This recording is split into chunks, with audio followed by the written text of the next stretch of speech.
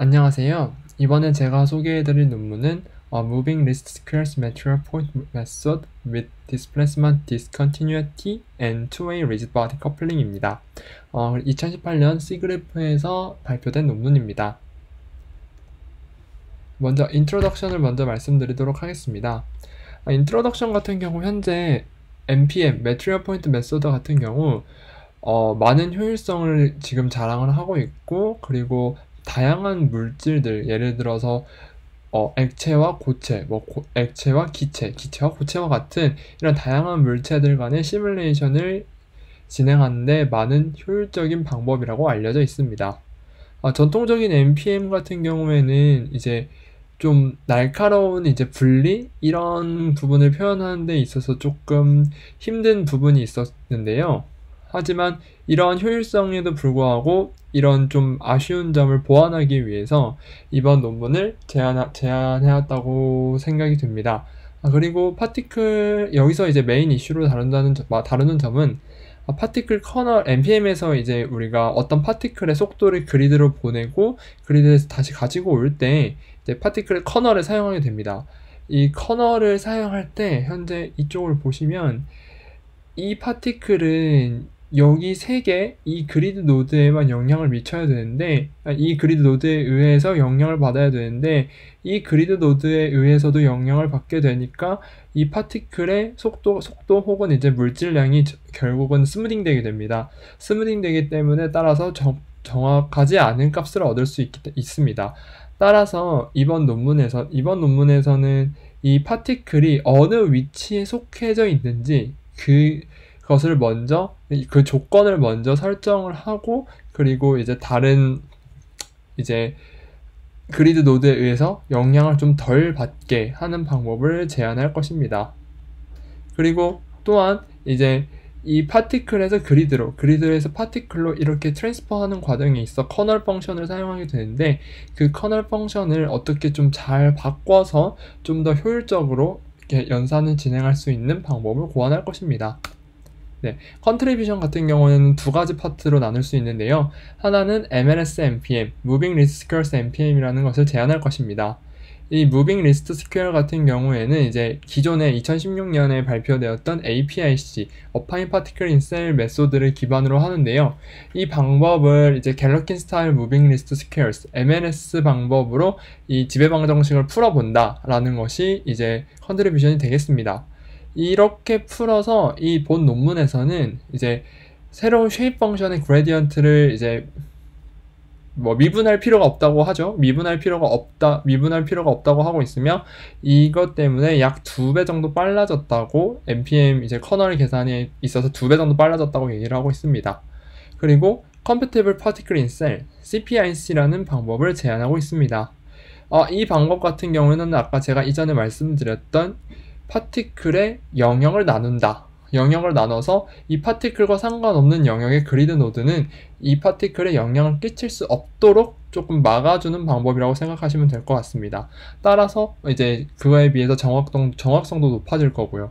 그리고 이 방법으로 인해서 다양한 이제 현상들을 표현할 수 있는데, 커팅, 다이나믹 오픈 바운더리, 이런 이제 매니폴드가 아닌 좀 오픈 열린 바운더리를 표현할 수 있고, 이 논문에서는 좀 얇은 리지드 바디를 좀 잘 표현할 수 있다라고 이제 언급을 하였습니다.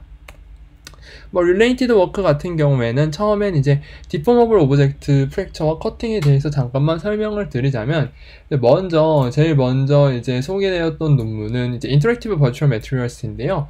이 논문 같은 경우에는 이제 제일 처음 연구라서 FEM을 가지고 이제 프랙처 할 때 이렇게 지금 메쉬에 엣지를 따라서 이제 프랙처 하는 방법을 기존에 고안을 했고, 그 다음 연구에서는 이제 얇은 리지드 바디 혹은 이제 거의 리지드 바디와 유사한 물체에 대한 시뮬레이션을 FEM을 사용해서 이제 표현했습니다. 그리고 그 다음에 이 방법은 이제 불연속 갤러킨 방법, 즉 이제 FEM인데 이제 불연속한 거죠. 이제 잘 그림을 보시면 이게 지금 이쪽이 불연속한데요. 이렇게 모습이 되어 있습니다.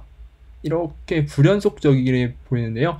이 방법을 사용해서 디포머블한 오브젝트를 표현하는 방법을 제안하였고, 이 방법이 지금 High Resolution Brittle Fracture Simulation with Boundary Elements 같은 경우에는 기존의 방법에서는 FEM에서 크랙을 프로포게이션 할 때 이렇게 메쉬 엣지를 따라서 크랙이 프로포게이션 게이트된 반면 이 방법에서는 라그랑지안 방법을 통해서 먼저 크랙의 프로포게이션 되는 것을 파티클을 따라서 이렇게 크랙이 진행된다라는 것을 제안하여서 프랙처를 표현하였습니다.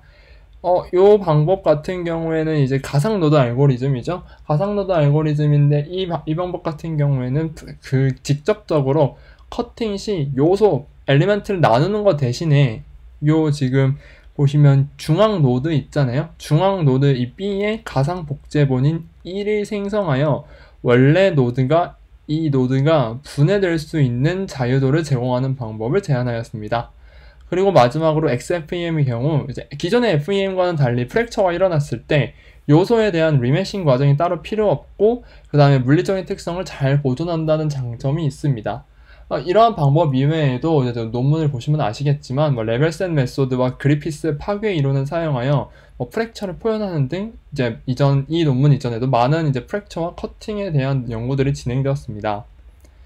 그 다음은 플루이드 바운더리와 리지드 플루이드 간의 이제 커플링인데요. 리지드 플루이드 커플링 같은 경우에는 좀 설명을 드리자면 이제 강체와 유체 간의 상호작용 이 정도로만 알고 계시면 될 것 같습니다. 맨 처음 연구 같은 경우에는 리지드 플루이드 메소드라고 불리는데요. 리지디티 프로젝션이라는 메소드를 사용해서 이게 플루이드인지 리지드 바디인지를 판별을 해서 커플링을 진행하였습니다. 하지만 이제 이게 너무 thin하지 않을 때는 괜찮은 결과를 보였지만 그게 아닌 경우라면은 이제 그렇게 썩 좋은 결과를 얻지 못했다고 하고요. 그 다음 이제 이 논문 같은 경우에는 레이 캐스팅 알고리즘을 사용해서 속도도 근사하고 면 근처의 이제 유체들에게 있어 유체가 사라지거나 질량을 잃는 현상을 줄였다고 이제 언급이 되어 있습니다. 그리고 이 연구 같은 경우에는 기존에 정형화된 이제 스트럭처된 메시죠. 이렇게 스트럭처된 메시인데 이 바운더리를 결정할 때 이런 스트럭처된 메시가 아니라 우리 좀 이제 unstructured 메시를 사용해보자. 근데 그 메시 중에서도 unstructured 대신에 unstructured 되어 있지만 이제 베이스가 되는 메시는 이제 이제 그 사면체를 사용해서 리메싱을 하면서 경계 조건을 만들어 보자 라는 이제 논문이고요. 그 다음에 이제 마지막으로는 이제 기존의 SPH에서 고체 경계가 매우 제한적이었다고 하는데 이 연구에서는 이제 유체와 강체 간의 커플링을 이제 예측자, 수정자 방법을 사용하여 표현했다고 말하고 있습니다. 다음은 이제 이 논문의 근간이 되는 Material Point Method인데요. 이제 2013년 이제 처음 이제 NPM이 제일 핫하게 뜬 이제 원인이 되는 논문이 바로 이 Material Point Method for Snow Simulation인데요. 겨울왕국 이제 논문입니다. 이 논문에서는 눈을 표현하기 위해 처음으로 Material Point Method라는 방법을 사용하였고요. 그 다음에 이제 눈을 표현하였으니 이제 모래도 표현을 해보고 이제 논문에도 언급이 되어 있지만 폼 이제 클로즈 이제 보시면 이제 클로즈도 제가 여기다가 넣어놨고요. 클로즈 같은 것들도 많은 다양한 물체들을 표현하기 위해서 현재 NPM이 사용이 되고 있습니다. 그리고 이제 NPM을 사용해서 크랙이 어떻게 진행될 것인지 이런 것도 요즘 연구에서 많이 진행이 되고 있고요. 그 다음에 이제 리스트 스퀘어인데요. 리스트 스퀘어 같은 경우에는 여러분들 다들 아실 텐데 이제 이러한 이제 데이터 포인트들과 가장 가깝게 지나는 이제 어떠한 펑션 하나를 근사한다고 생각을 하시면 됩니다. 어떠한 함수 하나를 이렇게 먼저 이제 만들어 놓고 이 함수의 값과 이 x점에서 이 함수의 값과 원래 데이터 포인트 간의 레지듀얼이 생기겠죠. 이 레지듀얼을 점차 줄여가는 방법을 리스트 스퀘어라고 합니다. 이때 이 bx는 이제 기본이 되는 폴리노미얼 베이시스 벡터인데요. 이 경우 이 b1x 여기서 지금 이 리니어 시스템에서 볼 수 있겠지만 b1x, c, f1 이렇게 쭈르륵 내려서 이제 요 함수 자체를 근사하기 위해서 이 b1x와 c, 즉 b1x와 c의 리니어 인터폴레이션이라고 리니어 컨비네이션이라고 생각하시면 될 것 같습니다. 그리고 이 리스트 스퀘어스에도 이제 많은 이제 다른 좀 변종이라고 하기보다는 좀 더 발전된 모습이 있는데요. 웨이티드 리스트 스퀘어스라는 방법이 있습니다. 아까 기존의 리스트 스퀘어 같은 경우에는 하나의 아웃라이어, 즉 하나의 툭 튀는 값이 있으면 이제 좀 함수 자체의 근사가 조금 무너진다라는 단점이 있었는데, 이때 이 웨이트 함수를 사용해서 이 점들을 이걸 조금 더 보관해보자 라는 방법이 웨이트 리스트 스퀘어스 방법입니다. 이때 이 웨이트 같은 경우에는 이제 분산을 많이 주기도 하고요. 그리고 어떤 커널 펑션을 이용해서 이 거리를 가지고 커널을 가지고 그 위치에, 거리가 그 위치에 딱 포함된다면 그 값을 가져다가 쓰기도 합니다. 무빙 리스트 스퀘어 같은 경우에는 이제 이 X 범위 내부에 있는 이 R, 그러니까 R 범위에 있는 이 범위에 대해서 이 웨이티드 리스트 스퀘어스를 진행한다고 보시면 될 것 같습니다. 즉, 글로벌 펑션 이 fx는 근처, 로컬 웨이트 리스트 스퀘어스 어프로시메이션의 콜렉션이라고 생각하시면 될 것 같습니다. 그러니까 이 로컬은 요렇게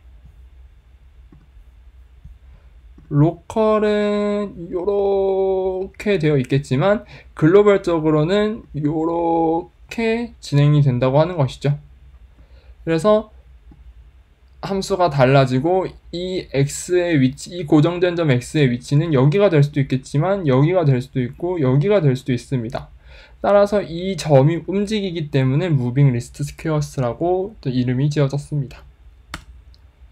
그래서 이 무빙 리스트 스퀘어스 같은 경우에도 지금 많이 사용이 되고 있는데, 뭐 이미지 디포메이션, 서페이스 리컨스트럭션, 뭐 파티클 베이스드 시뮬레이션, 그리고 데이터 컴프레션, 이런 4가지 경우에서 좀 많이 사용이 되고 있고, 지금 제가 이번에 소개해드릴 논문에서도 의 메인 아이디어입니다. 특히 이 논문에서 우리는 엘리먼트 프리 갤러킨 메소드라는 메소드를 보게 될 것인데요. 이 메소드 자체가 이제 무빙 리스트 스퀘어스, MLS에 기반이 되어 있다고 생각하시면 될 것 같습니다.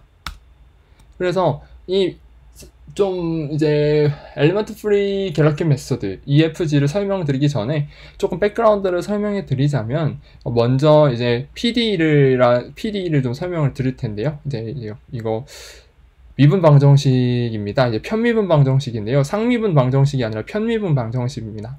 편미분 방정식의 경우 이제 독립변수가 2개 혹은 그 2개 이상이기 때문에 우리가 이 방정식을 한 번에 푼다. 말이 안 되거나 조금 힘들죠? 힘들기 때문에 이 스트롱 폼, 즉 그 편미분 방정식 자체를 스트롱 폼이라고 합니다. 그 편미분 방정식 자체를 스트롱 폼이라고 하는데 이걸 우리가 직접 구할 수가 없어요. 그래가지고 이거를 좀 쉽게 풀어보자. 그래서 나온 게 위크 폼이라고 생각을 하시면 될 것 같습니다. 편미분 방정식 자체인 스트롱 폼을 우리가 직접적으로 구할 수 없으니까 한번 위크 폼이라는 폼으로 좀 바꿔서 우리 좀 생각을 해보자. 그리고 그 위크 폼은 인테그럴의 형태, 그러니까 적분형으로 이제 표현이 되게 됩니다. 문제가, 프로그램 자체가 적분형으로 이제 표현이 되게 되고, 그 PDE를 풀기 위한 이제 위크 폼으로 바꾸는 방법 중에 이제 많은 방법들이 있는데, 제가 여기서 소개시켜 드릴 방법은 갤러킨 메소드가 될 것입니다. 네, 갤러킨 메소드 같은 경우에는 PDE를 푸는 방법인데요. 푼다기보다 근사하는 방법이라고 생각하시면 될 것 같습니다. 정확히는 근사를 하는 방법이니까요. 그리고 그와 동시에 경계 조건을 가지고 있어야 합니다.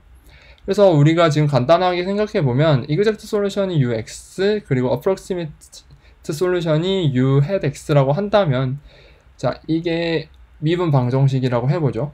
이게 미분 방정식이고 바운더리 컨디션이 이렇게 주어져 있다면 우리의 목적은 Rx is residual을 어떻게 하면 가능한 줄일 수 있을까가 목표입니다. 그러니까 어떠한 우리가 이 함수 UJX 를 근사하고 싶어요. 이제 근사하고 싶은데 뭐 이렇게 있다고 하죠. 그래서 요 잔차를 어떻게 하면 줄일 수 있을까? 그게 우리의 목표입니다. 그래서 식은 이제 이렇게 나오겠죠? 식이 이렇게 나오고 요거를 적분형 범함수인 이렇게 바꿀 것입니다. 왜냐면 우리 아까 이전에 웨이트 리스트 스퀘어처럼 이제 웨이트 함수를 넣어서 이제 레지듀얼을 계산하고 그 다음 그거를 최소화하는 과정으로 최소화 문제로 바꿨으니까요. 이때 갤러킨 메소드 같은 경우에선 CI는 이제 코에피션트입니다. 즉 우리가 지금 여기서 하는 목적은 이 함수를 근사하고 싶은 거잖아요. 이 함수를 근사하고 싶은데 우리 지금 베이시스 벡터가 지금 전부 주어져 있어요. 아까 제가 설명을 드렸듯이 베이시스 벡터가 전부 주어져 있기 때문에 우리 베이시스 벡터가 전부 주어져 있다면 아까 제가 선형 조합이라고 했으니까 얘를 구하는 게 목표겠죠? 얘를 구하는 게 목표이니까 얘를 이제 unknown으로 두게 됩니다. unknown으로 두게 되고 이제 phi i는 이제 여기서 테스트, 트리얼 펑션이라고 하는데 이것은 이제 나중에 다음 PPT나 다다음 PPT에서 자세하게 설명을 드리도록 하겠습니다. 즉 이제 우리는 이 테스트 펑션의 리니어 컨비네이션을 한다 라고 이제 아까 제가 앞서서 설명드렸다고 생각을 하시면 될 것 같고, 테스트 펑션은 우리가 원하는 거 써도 됩니다. 아무거나 써도 되는데 일반적으로는 쿼드라틱이나 이제 큐빅을 많이 사용하죠. 근데 리니어를 사용하는 경우도 있습니다. 그리고 n은 이제 테스트 펑션의 숫자입니다. 여기서 n은 테스트 펑션의 숫자입니다. 그래서 이거 갤러킨 메소드를 가지고 리니어 시스템을 지금 이렇게 저희가 정립을 한 건데요. 제가 여기서 말씀드리고 싶었던 건 이거를 구하는 게 목표다. 이게 우리의 골이다. 레지듀얼을 줄이면서 저 실질적인 목표는 뭐 레지듀얼을 줄인다고 하지만 레지듀얼을 줄이고 싶지만 우리가 이제 방정식의 솔루션이라고 생각하는 것은 이게 C 코에피션트를 구한다 라고 생각하시면 될 것 같고, 요 K는 이제 물성이라고 생각하시면 될 것 같습니다. 그냥 그 정도로만 아시면 될 것 같고요. 뭐 이 방정식이 왜 어떻게 이렇게 나왔는지를 굳이 이제 증명까지는 이제 좀 넘어가도록 하겠습니다. 자, 그래서 이제 나온 게 이제 Finite Element Method, FEM인데요. 자, 우리가 PDE를 풀고 싶어요.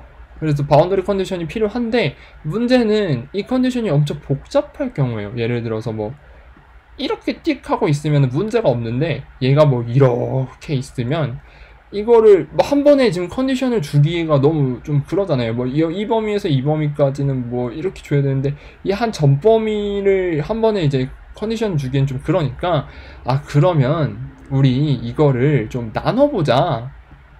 나눠서 생각하면 어떠냐 라고 나온 게 FEM입니다.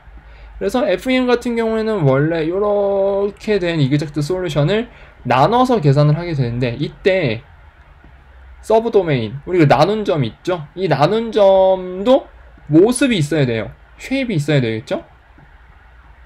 쉐입이 있어야 되는데 우리 이때 그러면 얘를 어떤 쉐입이라고 정의를 할까라고 생각을 해봐야 됩니다. 그래서 우리는 이거를 쉐이프 펑션이라는 것을 사용해서 정의를 내릴 것인데요. 아까 제가 앞서서 말씀드렸던 테스트 펑션과 쉐이프 펑션은 동일하다고 생각하시면 될 것 같습니다. 테스트 펑션 같은 경우에는 우리 같이 이제 컴퓨터학과 전산 쪽에서 얘기를 하는 이제 명령을 하는 이제 방법이고요. 이 쉐이프 펑션 같은 경우에는 이제 저희 그 재료 역학 쪽에서 이렇게 말을 하는데 얘네 둘은 이제 결국은 동일한 이제 함수라고 생각을 하시면 될 것 같고, 그 다음에 여기서 nx는 베이시스 쉐이프 펑션, 그러니까 쉐이프 펑션 중에 그 펑션 중에 이제 기본이 되는 쉐이프 펑션이라고 생각하시면 되는데 phi ix가 쉐이프 펑션이라면 우리가 요 조건에서는 쉐이프 펑션을 0, 요 조건에서는 베이시스 쉐이프 펑션을 요거, 요 조건에서는 요거 요렇게 정의를 할 수 있게 됩니다. 그래서 얘를 베이시스 고를 수 있다, 그죠? 베이시스라고 두고 요거를 쉐이프 펑션이라고 두게 됩니다. 따라서 쉐이프 펑션을 주고 이렇게 근사를 할 수 있게 되겠죠?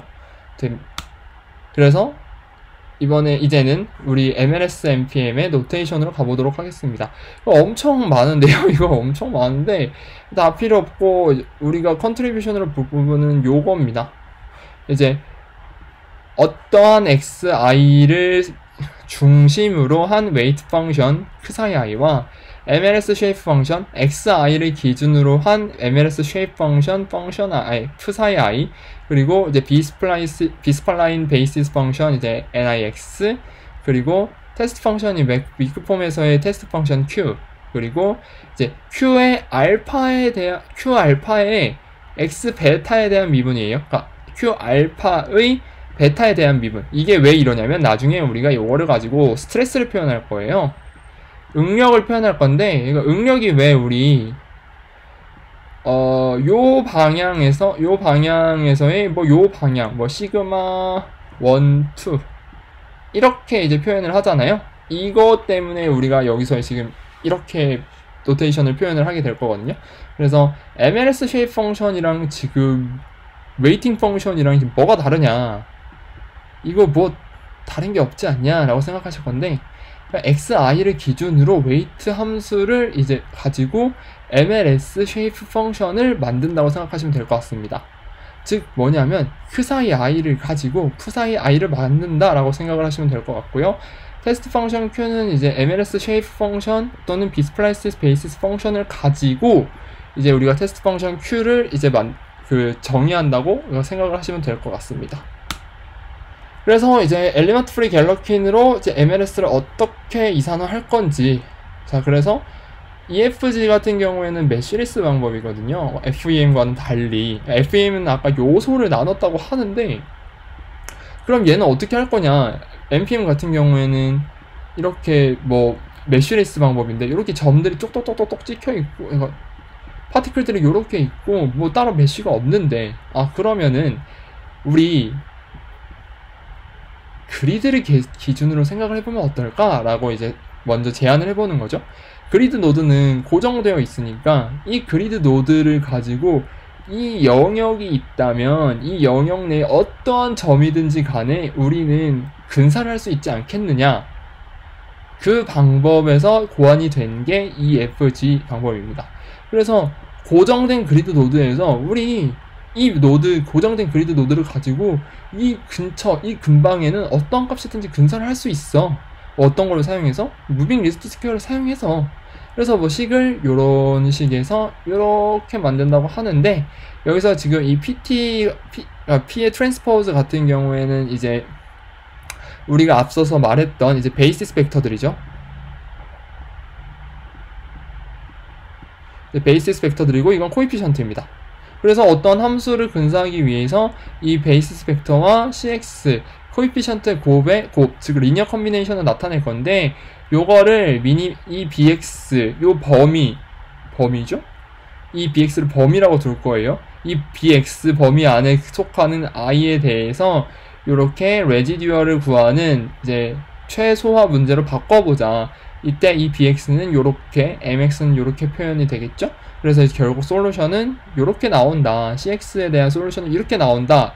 라고 하는 게 갤러킨 메소드라고 그냥 간단하게만 생각하시면 될 것 같습니다. 즉, 여기서 가장 중요한 점은 그냥 어떤 그리드 노드 하나 기점으로 범위를 줄 텐데, 그 범위 내부에 있는 어떠한 점이든지 간에 우리는 근사를 할 수 있다.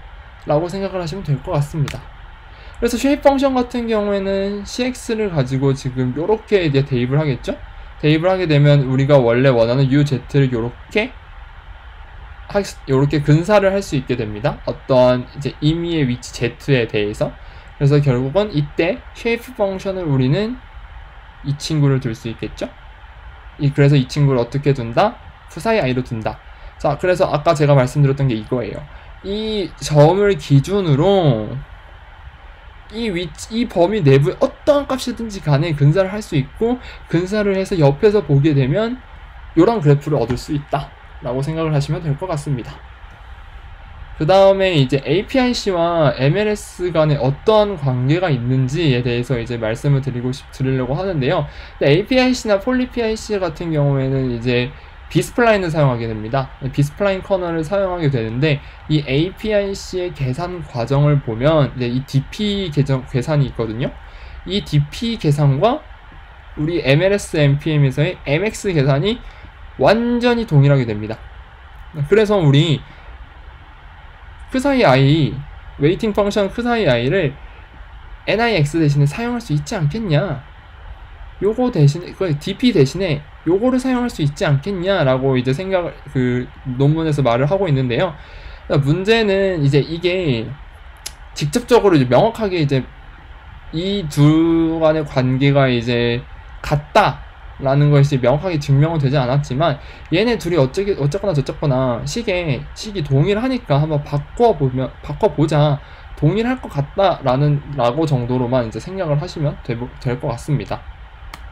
그래서 이제 이 MLS NPM과 우리 일반적인 NPM을 비교해보면 결국 베이시스 펑션의 초이스가 다르다라고 생각하시면 될 것 같습니다. MLS NPM 같은 경우에는 푸사이 i를 사용해서 요런 함수를 쉐입 펑션으로 사용할 거고, 트래디셔널 NPM은 요걸 사용할 거다. 그래서 요 조건에서 요 조건까지는 뭐 요렇게 될 거고, 얘는 요렇게 될 거고, 얘는 요렇게 될 거고, 얘는 요렇게 될 거지만 얘는 요렇게 될 거고, 요렇게 될 거고, 요렇게 될 거라고, 이렇게 될 거라고 생각을 하시면 될 것 같습니다. 그래서 다음은 이제 EFG를 가지고 고버닝 이퀘이션은 이제 지배방 정식을 어떻게 풀 건지에 대한 설명입니다. 지배방 정식 같은 경우에는 이제 오일러리안 고버닝 이퀘이션을 사용할 건데요. 이제 여기 이제 노테이션들이 적혀 있고, 여기서 이제 좀 살펴봐야 될 것은 요건데요. 이게 물질 미분이라는 친구인데, 오일러리안에서는 이제 그리드 하나를 가지고 이 그리드에서 파티클을 이제 제가 파티클을 따라가는 게 아니라 이 위치에서 어떤 파티클이 지나가나, 파티클 1번이 지나가나, 파티클 2번이 지나가나, 이 파티클 1이 지나갈 때 그 1의 속도를 그리드가 가지고 있고, 파티클 2가 지나갈 때 파티클 2의 속도를 그리드에게 주게 되는데, 그러면 우리가 얘를 추적할 수가 없잖아요. 지금 이 지배방 정식은 얘를 추적하면서 계산을 해야 되는데, 그러면은 물질 미분을 사용해서 이 파티클이 따라가면서 이걸 추적해보자. 추적하기 위해 사용하는 것이 이제 물질 미분이라고 생각을 하시면 될 것 같습니다. 그래서 이제 스트롱 폼에서 위크 폼인데, 이거 보면 식이 엄청나게 복잡해요. 이 식이 엄청나게 복잡한데, 제가 여기서 말씀드리고 싶은 건 그냥 스트롱 폼 요거 풀기 겁나게 어려우니까 우리 조금 위크 폼을 바꿔보고, 그리고 위크 폼으로 바꿔서 이제 테스트 펑션 만들어가지고 테스트 펑션을 사용해서 어떤 함수를 근사한 다음에, 테스트 펑션을 사용해서 어떠한 함수, 아까 제가 설명드렸던 UX죠? UX 만든 다음에 여기다가 대입해서 맞는지 아닌지 확인을 해보고, 아니면 다시 근사하고, 맞으면 그냥 그대로 두면 되겠지 않을까? 라고 생각하시면 될 것 같습니다. 그게 그리고 진짜 이제 위크 폼을 가지고 스트롱 폼을 푸는 방법이고요. 그래서 여기는 그냥 이제 노테이션이고요. 노테이션이니까 뭐 관심 있으신 분들은 보면 될 것 같고, 그 다음에 이제 뭐 디리클리 경계 조건 뭐 이런 거 있다, 뭐 이런 거 있고, 그리고 지금 여기서 중요한 거는 vn+1 같은 경우에는 이제 다음 타임 스텝에서만 이제 정의가 됩니다. 그렇기 때문에 우리는 여기서 다른 노테이션을 사용해야 되기 때문에 v hat 알파라고 이제 정의를 했다라고 생각을 하시면 될 것 같습니다. 네, 다음은 이제 파티클 컨티넘을 어떻게 나누는지에 대해서 말씀드릴 텐데요. 여기서 이제부터는 이제 모멘텀이 이제 등장을 하게 될 텐데, 자, 지금 이걸 보시면 이게 아까 영역이라고 했어요. 영역이라고 했는데 파티클들이 많잖아요. 그리고 파티클들 간에 영역이 생기게 될 거예요. 그러면 영역을 나눠야 되잖아요. 영역을 나눴고, 그리고 파티클 간에 영역이 있을 테니까 그거를 이렇게 파티클로 한번 해보자. 파티클 간으로 계산을 해보자 라고 생각을 하시면 될 것 같습니다. 그러니까 영역이 한 개만 있는 게 아니죠. 2개, 3개, 4개, 5개, 6개 이렇게 있을 테니까 그 파티클들을 가지고 이제 해보자 라고 생각을 하시면 될 것 같습니다. 아까 이제 이전에 그리드를 이제 제가 말씀드렸었는데요. 그거는 이제 엘레먼트 프리 갤러킨이고, 지금 여기는 파티클을 가지고 계산을 한다고 생각하시면 될 것 같습니다. 어떠한 점 파티클 하나를 가지고 지금 이 근처에 있는 모든 이제 어떠한 값들을 계산할 수 있고, 이것들이 겹쳐져서 이제 필드를 만들게 되겠죠. 이게 결국 필드를 만들게 될 텐데, 이런 필드를 만들게 될 거고, 요걸 사용해서 우리 근사를 하자라는 게 목표입니다. 그리고 이제 속도, 이러한 쉐입 펑션의 필드가 만들어질 텐데 그걸 가지고 속도, 그리고 요거는 이제 스트레스, 그리고 이때 psi는 요렇게라고 생각을 하시면 될 것 같습니다. 매스 같은 경우에도 아까 제가 말씀드렸다시피 뭐 이렇게 되어 있다, 이런 뭐 복잡한 식들이 있는데요. 다 필요 없고 그냥 psi ij, 우리 지금 그냥 우리가 사용하고 있는 MLS로 지금 이거 다 근사할 거다. 보시면 여기 딱 그리드고, 여기는 이제 트레디셔널 npm인데 결국 뭐다? 그냥 우리가 사용하고 할 쉐입 펑션으로 그냥 근사했다 라고만 생각을 하시면 될 것 같습니다.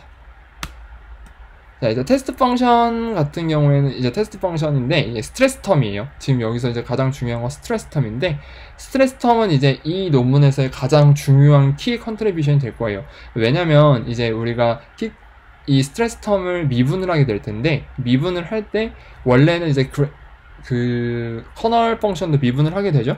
근데 이 논문에서는 커널 펑션을 미분을 하는 게 아닙니다. 미분 과정을 생략하기 때문에 좀 더 빠른 계산을 할 수 있게 되는 거고요. 그래서 MLS npm의 키 컨트리뷰션은 이제 right side of with 자, 오른쪽 부분을 보면 지금 q 알파 이 친구가 지금 문제입니다. 이 친구를 미분을 해야 돼요. 그래서 테스트 펑션을 뭐 이렇게 정했다는데, 지금 이거를 잘 보시면 이거는 이제 어떤 그리드가 있으면 이 그리드도 알파, 베타, 뭐 감마 이렇게 있을 거잖아요. 그러니까 이 그리드 i의 알파로의 스트레스다 라고 생각을 하시면 될 것 같습니다. 그래서 그리드 i에서 뭐 알파 컴포넌트로의 이제 포스는 이제 다음과 같이 계산을 할 수 있어요. 또 이것도 뭐 다 필요 없고, 이쪽으로 힘이 있으면 1, 이쪽으로 힘이 없으면 0, 이거라고 생각을 하시면 될 것 같고, 그 다음 여기는 아까 제가 말씀드렸던 psi입니다. 자, 문제는, 자, 이제 이 q를 결국은 그럼 미분을 해야 돼요. 이 q를 미분을 해야 되는데, 지금 q가 요렇게 나왔죠? 요렇게 나왔는데, 자, 이 친구가 문제입니다. 자, 이 친구랑, 그리고 지금 요 친구죠? 보니까 지금 이게 x의 베타에 대한 미분입니다. 이거 미분을 해야 되는데 이거 어떻게 해야 되나요? 자, 이 논문에서는 얘를 미분하지 않고 아까 무빙 리스트 스퀘어처럼 근사를 해버렸습니다. 리니어 폴리노미널 스페이스, 그러니까 선형 공간 내부에서 이제 이런 1차 함수들을 그 베이시스 벡터로 가져서 얘네들을 미분해봤자 어차피 1이잖아요. 그래서 없애버린 거죠. 없애버렸다고 생각을 하시면 될 것 같습니다. 그래서 지금 여기 보시면 아무것도 식이 없죠. 그냥 우리 미분하면 어차피 1 나오는 친구들을 가지고 그러면 근사하면 되겠네 라고 생각을 해서 나온 게 지금 이쪽 부분이고요. 그래서 지금 1이죠. 이거 가지고 근사를 해봤자 1이에요. 그래서 이 부분이 사라졌다라고 생각을 하시면 될 것 같습니다. 그래서 그리드 노드 i에서 컴포넌트 알파로의 포스는 이렇게 계산을 할 수 있다 라고 생각을 하시면 될 것 같습니다. 그래서 가장 키 컨트리뷰션은 요거 q 알파 베타를 미분을 하긴 했어야 됐는데, 이 미분이 필요가 없다, 미분이 필요가 없고 그냥 1로 나타낼 거고 대신에 요 식으로 나타낼 거다, 결국 근사한 식이긴 하니까요, 근사식으로 나타낼 거다 라고 생각을 하시면 될 것 같습니다. 디포메이션 그레디언트와 포스 같은 경우에는 이제 디포메이션 그레디언트는 디포메이션 맵을 가지고 그거를 이제 미분을 하게 될 텐데요. 이 매트리얼 스페이스에서 어떠한 시간에서 디포메이션이 되었다라는 걸 나타내는 게 디포메이션 맵이고, 그걸 미분한 게 힘이겠죠. 그리고 npm 같은 경우에는 아까 제가 설명드렸던 물질 미분을 한다. 이 물질 미분은 이렇게 진행한다 라고 생각하면 될 것 같고요. 그리고 particle wise fp, 그럼 파티클마다의 힘을 구해야 될 텐데, 파티클에서 힘을 구할 때도 지금 이게 속도에 대한 이제 속도를 미분을 하게 될 텐데, 이것도 이 미분이 정확하게 이 기존에 말씀드렸던 APIC의 어파인 모션과 동일합니다. 그래서 여기도 이걸 미분하지 않고 그냥 이걸로 대체해서 이렇게 했다 라는 게 컨트리뷰션이고요. 따라서 이 에너지 덴시티 펑션도 미분을 하지 않고 이렇게 나타낼 수 있다. 이 FP 디포메이션 그레디언트와 디포메이션 그레디언트에 의한 포스를 나타낼 때 이렇게 나타냈다 라고 생각을 하시면 될 것 같습니다. 포스를 나타내기 위해 디포메이션 그레디언트를 이렇게 나타냈다 라고 생각을 하시면 될 것 같습니다. 뭐 임플리시트 인티그레이션 같은 경우에 이제 인테그레이션을 해야 되는데 npm 같은 경우에는 이제 노드 자체를 직접적으로 바꾸는 게 아니라 노드가 이제 마치 바꿔진 것처럼 여기면서 푸는 것이기 때문에 이제 우리 그거를 이제 implicit integration을 사용해서 할 거고요. 그리고 이제 이 xi 그리드의 위치는 마치 그리드가 움직인 것처럼 이제 계산을 해서 이제 이 다음 포스를 계산하는 데다가 대입을 하게 될 것입니다. 그래서 이제 이 계산 과정을 이제 뉴턴 메소드를 사용해서 계산을 할 것이고요. 그래서 따라서 이제 그거를 이제 전개해 본다면 이렇게 복잡한 식이 나오는데 이거를 굳이 이제 이쪽 이번 뭐 발표에서 증명을 하지는 않겠습니다. 그래서 MLS, NPM에서 NPM 이는 둘의 차이는 결국 요 그레디언트의 미분이 스트레스 모멘텀 컨트리뷰션이 요렇게 미분이 아니라 그냥 이제 선형 근사로 바뀌었다 라고 생각하시면 돼요. 그냥 선형 근사라기보다는 이제 그냥 어떤 함수로에 대한 근사로 바뀌었다 라고 생각을 하시면 될 것 같고, 벨로시티 같은 경우도 이게 그레디언트가 필요했지만 이렇게 바뀌었다, CPIM 플러스 1로 바뀌었다 라고 생각을 하시면 될 것 같습니다. 디포메이션 그레디언트 같은 경우에도 여기가 이제 CPN으로 들어간다 라고 생각을 하시면 될 것 같고요. 그 다음은 이제 MLS NPM의 두 번째 파트인 CPIC입니다. CPIC 같은 경우에는 아까 제가 말씀드렸듯이 서페이스를 가지고 이제 이러한 서페이스를 가지고 이렇게 면을 나눈다 라고 생각을 하시면 될 것 같습니다. 이제 여기서 노테이션이 있고 이제 리지드 바디에 대한 이제 좀 간략한 이제 설명과 뭐 어떻게 진행을 할 건지에 대한 이제 간단한 설명인데요. 이 다음 슬라이드에서 더 자세하게 설명을 드리도록 하겠습니다.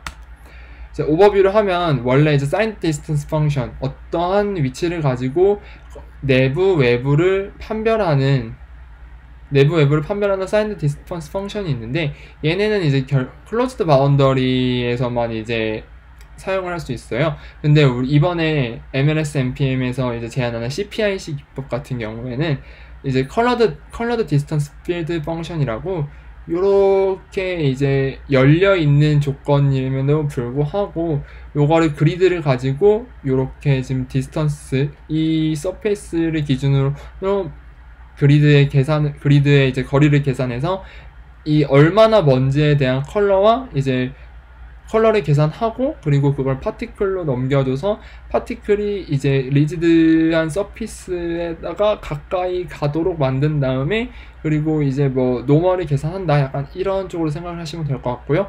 이 컬러 인포메이션이 결국은 이제 리전을 나눈다, 영역을 나눈다 라고 생각을 하시면 될 것 같습니다.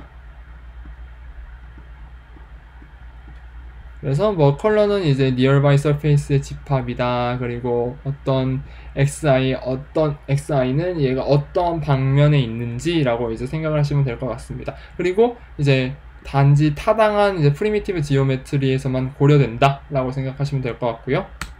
그래서 unsigned distance 같은 경우에는 이제 우리가 이 리지드 바디 서피스에 대해서 간단하게 우리 3x3x3 그리드 노드에서만 생각을 하자라고 이제 생각을 하시면 될 것 같습니다. 그리고 이제 가장 가까운 unsigned distance xi에서부터 이제 이 그리드 노드에서 이 리지드 바디 서피스에 있는 리지드 파티클, 이거 그리고 보조의 성격을 띠는 리지드 파티클이에요. 절대로 존재하는 게 아니라 이건 그냥 보조하는 파티클이라고 생각하시면 될 것 같습니다. FEM에서 마치 요소 놔두듯이요. 그냥 보조해주는 파티클이고, 거기까지의 이제 거리를 구해서 가장 가까운 이제 리지드 파티클을 찾게 됩니다. 그리고 그때 이 과정을 하면서 가장 가까운 리지드 바디를 이렇게 찾고요. 그것을 r*xi라고 두게 됩니다. 네, 이건 나중에 우리가 어떤 리지드 바디가 이 그리드 노드에 의해서 임펄스를 받을지에 대해서 이제 를 나타내기 위한 것이고요. 그 다음에 리지드 파티클을 이제 가장 가까운 리지드 파티클을 찾게 됩니다. 그래서 그 리지드 파티클을 이렇게 인덱싱을 하고요. 그리고 이 리지드 파티클에 대해서 이게 어느 위치에 있는지, 이 그리드 노드가 어느 방면, 그러니까 플러스 방면에 있는지, 마이너스 방면에 있는지 그런 거를 이제 계산을 하게 됩니다. 그래서 아까 제가 말씀드렸듯이 이 xi의 그 거리를 구하는 과정을 통해서 리지드 바디의 가장 가까운 리지드 바디를 이렇게 두고요. 가장 가까운 리지드 파티클을 이렇게 둡니다. 그래서 이제 그리드 컬러 필드를 만들게 될 것인데, 이제 그리드 컬러 필드는 결국 이 클로즈니스, 이 그리드 노드와 이 리지드 서피스가 어떤 리지드 서피스와 가장 가까운지를 나타내는 것입니다. 그래서 각각의 리지드 서피스와 태그 레벨링을 하게 될 텐데요. 근데 만약에 이게 빨간색과 뭐 초록색이 같이 엮여 있다, 그럼 이게 노란색으로도 표현을 합니다. 그래서 클로즈니스 AIR과 서피스 클로즈니스 AIR로 이제 컬러를 표현하게 되고, 태그 라벨링의 경우 얘는 이제 어느 위치, 그러니까 예를 들어서 이 짙은 빨강인지 옅은 빨강인지 서피스의 어느 사이드인지를 이제 표현하는 게 될 것 표현하고 있습니다. 그래서 이거는 컬러고 이거는 어느 방향인지 라고 생각을 하시면 될 것 같습니다. 그래서 파티클 컬러 필드를 이제 그리드 컬러 필드를 구했으니 파티클 컬러 필드를 구해야겠죠.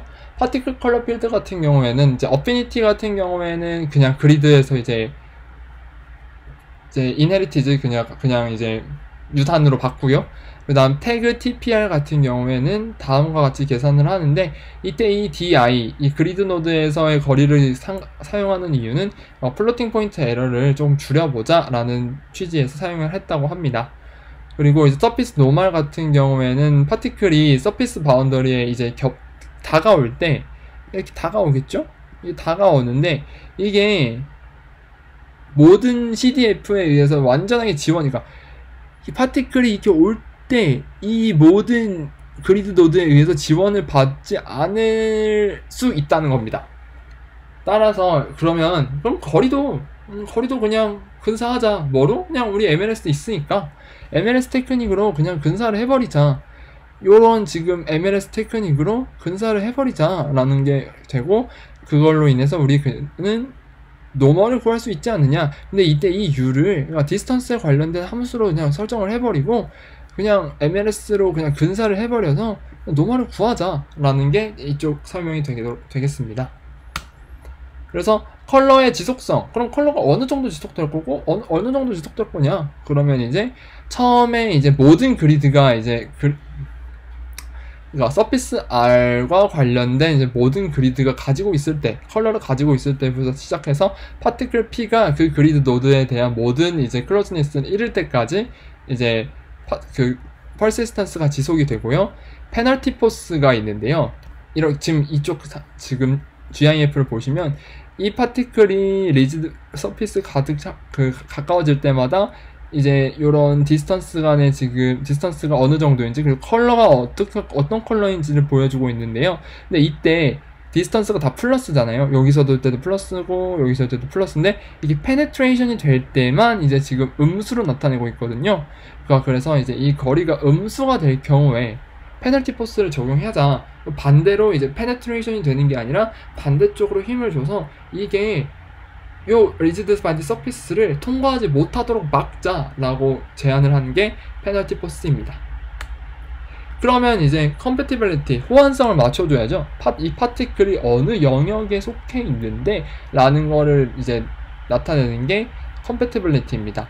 그러면 그게 어떻게 했는데, 그러면 이제 이 AR 클로즈니스들이 가지고 있는 집합 SI와 그리고 이제 논제로 APR 파티클의 이제 클로즈니스를 가지고 있는 이제 SP가 있는데요. 이게 둘 다 같아야 되고, 그리고 이게 그 사인도 같아야 됩니다. 즉 파티클이 여기에 있으면 컴패티빌리티라고 생각을 하시면 될 것 같습니다. 즉 영역도 같고 그리고 그 다음에 방향도 같고, 그러니까 위치 어떤 사이드에 있는지도 같으면 얘가 컴패티빌리티 하다라고 생각을 하시면 될 것 같습니다. 네, 그러면 그걸 어떻게 트랜스퍼 할 건데, 자, 파티클에서 그리드로 일단 넘겨줘야 되잖아요. 그럼 그걸 이제 설명하기 이전에 파티클은 이제 컴패티블한 이제 밸류만 그리드 노드에 전달하게 됩니다. 그래서 이렇게 노테이션을 저희가 정하겠고요. 그렇다면 Q는 pi 플러스, 즉 파티클 P와 컴패티블한 영역 그러니까 그리드 I와 컴패티블한 영역 컴패티블한 파티클들에 대해서만 질량을 내 그리드 노드가 질량을 가지고 가겠다 라고 생각을 하시면 될 것 같고, 모멘텀 같은 경우에도 이렇게, 즉 여기서 제가 보여드리고 싶은 건 이 파티클이 컴패티블한 영역인 그리드 노드 I에만 내 값을 전달해 주겠다 라고 생각을 하시면 될 것 같습니다. 그 다음에 이제 벨로시티 프로젝션 오퍼레이터인데요. 각각의 리지드 바디는 이제 뭐 임의의 포지션 X에 위치를 할 수 있겠죠? 그리고 그 임의의 포지션 X에 대해서 우리는 그 리지드 바디의 리니어와 앵귤러 벨로시티의 속도의 합으로 인해서 그 리지드 바디의 속도를 구할 수 있습니다. 그래서 그걸 가지고 우리 바운더리 프로젝션 오퍼레이터라는 걸 정의를 하게 될 텐데요. 그래서 우리는 이제 콜라이디드 된 파티클의 벨로시티를 이제 계산을 하게 될 텐데, 노멀 벡터 n 뭐 조건, 이제 뭐 다이나믹 프렉션 코에피션트를 가지고 이러한 조건을 가지고 계산을 하게 될 텐데요. 뭐 스티키 할 경우에는 이제 속도를 빵으로 만들어 버린다든지, 그러니까 여기 뭐 바닥에 이 물체가 왔어요. 이 물체가 왔는데 얘가 스티키하다. 그러면 여기서 그냥 속도 빵 만들어 버리면 딱 붙겠죠? 움직이지 않을 테니까. 슬립이라고 한다면 뭐 VT라고 준다면 슬립이 아래로 떨어지겠죠. 뭐 그리고 요렇게 값을 준다면 뭐 지금 향하고 있는 거잖아요. 이쪽으로 향하고 있는 거니까 이제 분해가 되겠죠. 분리가 된다는 걸 요걸 통해서 표현하고 싶은 거고, 이거는 뭐 반대로 가고 있으니까 그냥 속도를 표현하면 되겠죠. 그래서 뭐 임펄스 온 리지드 바디, 이제 리지드 바디에 어떻게 임펄스를 줄 것인가. 문제는 이게 저도 이미 조금 헷갈렸는데, 이 두 개의 리지드 바디가 충돌을 하고 있을 때 이 파티클은 이쪽에 지금 컴패티블 하잖아요. 하지만 얘가 이렇게 충돌했을 때 이 파티클과 이쪽은 인컴패티블 합니다. 근데 얘는 이렇게 왔다가 충돌하면은 이쪽으로 가야 되는데 그럼 속도를 어떻게 구하죠? 인컴패티블한 그리드 노드에는 우리가 지금 이 파티클에 대한 속도를 전달을 할 수가 없는데, 그래서 우리는 파티클이 이제 벨로시티 프로젝션을 사용해서 일단은 인컴패티블한 그리드 노드의 속도를 구하게 됩니다. 그래서 인컴패티블한 그리드 노드의 속도를 이제 벨로시티 프로젝션을 통해서 결정을 하게 될 텐데, 그 결정을 이렇게 하게 될 것이고, 다음 그 임펄스 같은 경우에는 주어진 파티클 P와 리지드 바디 R 그리고 인컴패티블한 그리드 노드에 대해서 계산을 하게 될 텐데, 아까 이제 제가 말씀드렸던 이쪽 그리드 노드에서 가장 가까운 리지드 바디 파티클에 대해서 임펄스를 줄 것이다. 그래서 우리가 XJ를 구했죠. 이 그리드 노드와 가장 가까운 리지드 바디는 얘니까 얘에다가 임펄스를 주자, 얘에다가 충격을 주자 라고 구했던 이 XJ를 사용해서 이렇게 식을 성립할 수 있게 됩니다. 그리고 이제 모멘텀 업데이트는 이렇게 진행을 하게 될 것이고요. 이 FI는 아까 이전에서 제가 말씀드렸던 이제 FI가 되는데, 좀 앞쪽에서 이제 제가 여기다 정말 빠뜨렸네요. 이제 FI의 좀 앞쪽에서 이제 확인할 수 있을 겁니다. 그러면 이제 인테그레이션 스킴은 어떻게 할 거냐, 이제 제가 이제 좀 이쪽 논문에서는 좀 맞는 그림이 없어서 이쪽 논문에서 가지고 왔는데, 이렇게 바운더리 컨디션을 주면 바운더리 컨디션이 되는 이제 파티클 그리드 노드들은 바운더리 컨디션 안에 있게 됩니다. 그러면 이게 어떻게 될까요? 그럼 인컴패티블한 그리드 노드가 될 수밖에 없습니다. 외부의 이제 영역과 충돌을 할 때요. 그러면 얘네들을 어떻게 이제 설정을 해줄 것이냐? 얘네들의 속도를 설정도 해줘야 될 텐데, 그럼 어떻게 해줄 것이냐? 그러면 그때 사용하는 게 고스트 벨로시티 어프로치입니다.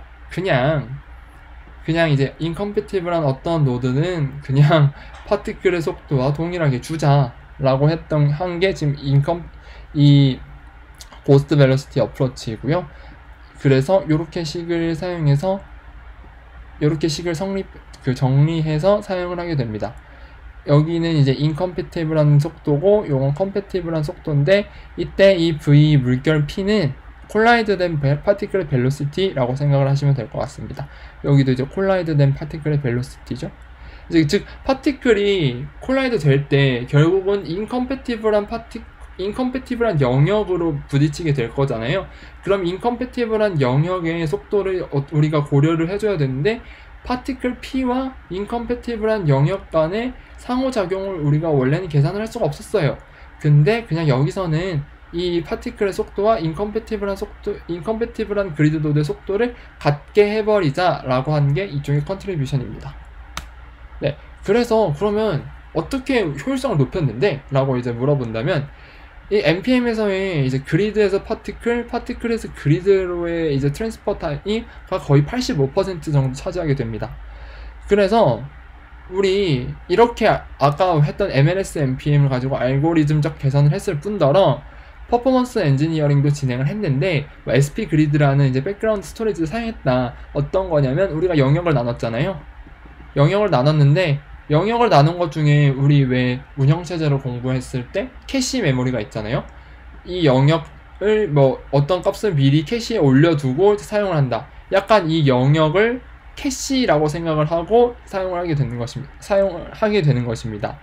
그래서 이 캐시를 사용하고 이제 전형적으로 90% 정도의 블록이 있었다고 지금 여기서 말을 하고 있고요. 그리고 이제 데이터 레이스 파티클 투 그리드 간의 데이터 레이스를 줄였다라고 이제 블록을 이제 나눠진 그룹으로 나눔으로써 이제 데이터 레이스를 줄였다라고 얘기를 하고 있습니다. 벤치마크를 해보니까 이제 기존에 지금 논문을 기준으로 레퍼런스를 기준으로 우리의 논문이 원스레드의 경우 3.71배 그리고 이게 지금 P2G거든요. P2G 파티클에서 그리드로 보내는 거와 그리드에서 파티클로 보내는 게 약 3.71배 그리고 그리드에서 파티클을 보내는 건 14배가 빨랐다고 얘기를 하고 있습니다. 뭐 이제 시스템 같은 경우에는 이 논문에서 개발한 타이치라는 이제 파이썬 외부 라이브러리를 사용해서 실험을 했고요. 비디오를 보시면 자 이제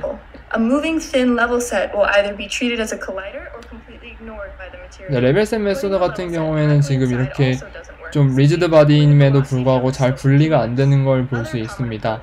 그래서 트레이셔널 메소드 같은 경우는 보시면 지금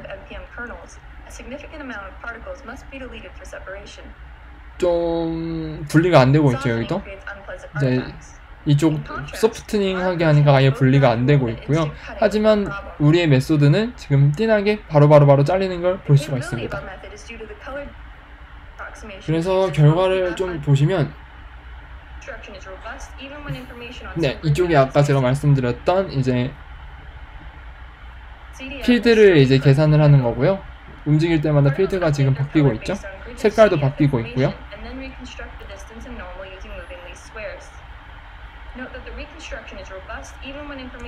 색깔도 바뀌고 이제 바나나 자르는 건데요. 이제 이렇게 띵하게 잘라도 우리는 잘 된다. 그리고 이제 이거는 유체와 고체 간의 이제 상호작용을 보여주는 비디오입니다.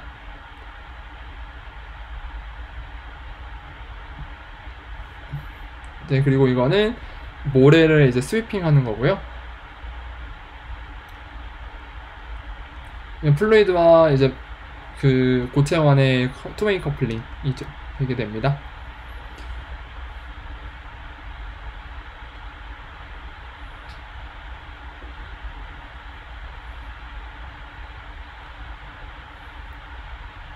밀도차에 따른 시뮬레이션이고 마지막으로 이제 논문 제일 처음에 있는 이제 플루이드와 띵한 리지드 바디 간의 투웨이 커플링입니다. 바나나 이제 자르고 있고요.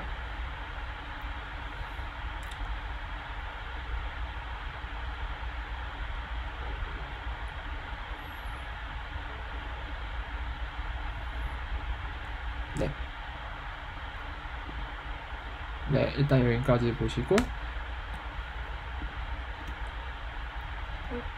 네, 그 다음 결과입니다. 하이퍼 엘라스티시티 테스트의 경우에는 이제 뭐 콜라이딩 볼 그리고 이제 오실레이팅 큐브 뭐 예를 들어서 좀 진동하는 이제 젤리 이런 거 가지고 실험을 했다고 하는데 이제 우리의 MLS 방법과 트레디셔널 NPM 방법 둘 다 이제 에너지 그 인볼루션 커브가 완전히 이제 수치적인 디스패션에 있어서 동일하다라는 것을 보여주고 있는 그림입니다.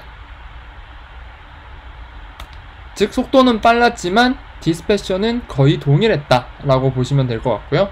디스패션 같은 경우는 소선 문제인데 그게 이제 좀 스무딩 되고 있다라고 생각을 하시면 될 것 같습니다.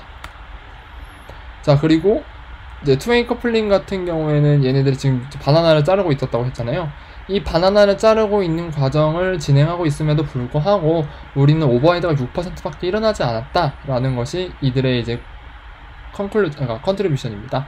뭐 겨우 이제 9초밖에 안 올랐다고 하죠. 이제 그 프레임 타임이.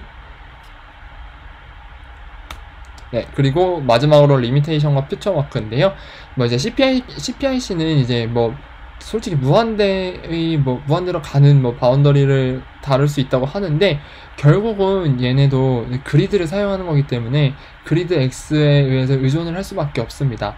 컴패티빌리티 같은 경우에도 결국 그리드에서 그리드를 계산을 했잖아요. 3x3x3x 그리드 3x3x3 그리드를 결국은 사용했는데 이 그리드 사이즈에 결국은 영향을 받을 수밖에 없다라고 이제 말한 게 이들의 이제 첫 번째 리미테이션이었고, 그리고 샤프 커팅, 그러니까 파티클러부터 이제 좀 날카롭게 커팅된 면을 좀 다시 리컨스트럭트 하는데 확실히 이 방법을 적용해도 어려움이 조금 있었다고는 합니다. 그래서 이제 완전하게 임플리시트한 리지드 바 NPM 스트롱 커플링은 이번 작업에서는 이제 진행하지 않았고요. 그리고 이제 퓨처워크 같은 경우에는 MLS NPM은 결국 이제 지배 방정식을 어떻게 이산화할 건지에 대한 새로운 견해를 제시를 한 논문인데요. 그럼 미래에 우리가 아까 왜 1차나 이제 큐빅이나 쿼드라틱으로 이제 이러한 쉐이프 펑션을 했다면 하이 오더를 해보면 어떨까? 그 푸사이 i를 구하는 과정에 있어서 원래는 큐빅이나 아니면은 쿼드레틱 커널을 사용했는데 그러면 푸사이 i를 구하는 과정에서 조금 높은 오더, 높은 차원을 사용해보면 어떨까? 좀 더 자세하고 뭐 이제 시각적으로 괜찮지 않을까라는 게 이들의 퓨처 워크고요. 그리고 MLS NPM 같은 경우에는 이제 펑션 쉐이프를 추스하는데 매우 이제 좀 자유롭고, 그리고 웨이트 펑션을 좀 고르는데도 매우 이제 자유롭기 때문에 이들이 지금 생각하고 있는 거는 좀 스파셜한 어댑티비티를 좀 효율적이지 않을까라고 좀 생각을 하고 있습니다. 보시면 이렇게 그리드 노드가 이렇게 일정한 게 아니라 이런 이제 어댑티비티를 좀 가지고 있는데요. 이러한 방법일 때 우리의 방법인 MLS NPM을 사용해서 조금 더 다양한 웨이트 펑션을 사용해서 이런 걸 근사를 할 때 우리의 방법이 좀 더 효율적이지 않을까라고 지금 생각하는 게 이들의 퓨처 워크입니다. 네, 오늘 제가 소개해드린 PPT는 여기까지입니다. 네, 경청해주셔서 감사합니다.